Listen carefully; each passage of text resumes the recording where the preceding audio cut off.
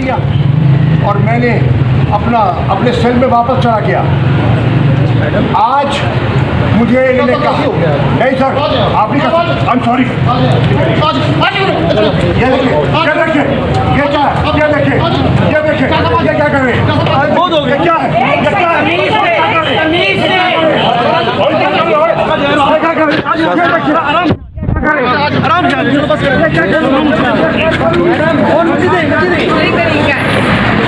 ये तरीका है इन पुलिस वालों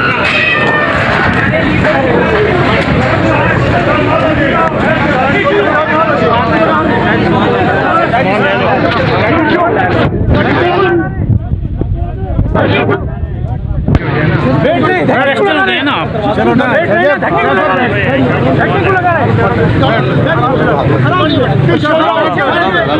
क्या हो रहा है?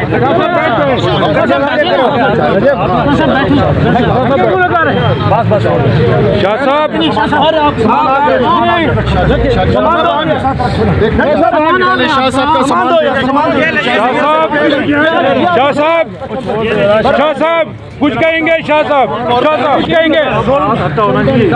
साफी सुप्रीम कोर्ट के ऑर्डर का मजाक किया गया, सुप्रीम कोर्ट ने रिहा किया और ये मुझे दोबारा गिरफ्तार कर रहे हैं झूठे मुकदमे में।